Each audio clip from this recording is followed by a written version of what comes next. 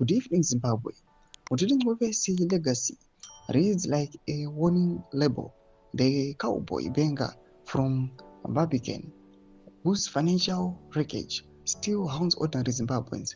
Customers' savings vanished, accountability never came, and instead of being scrutinized, he was elevated, protected by Emmerson Mnangagwa, whose governance critics say thrives on loyalty over competence. Nzanabira mashoko buda panguva ino atirikona kuti Kirina Mujati ataka mutuli mwiwe panguva ino ndobva subscribe like on the bell icon.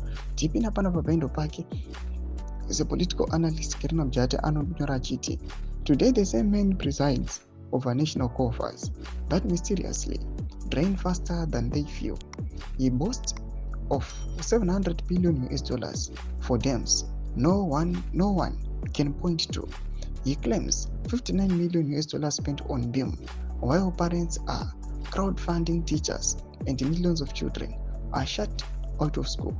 The number he announces and the reality Zimbabweans live in don't even resemble each other.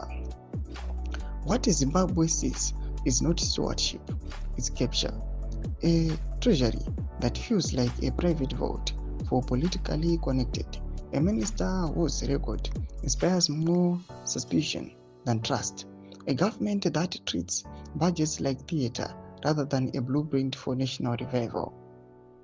Zimbabwe deserves better than excuses. Missing billions and recycled failures.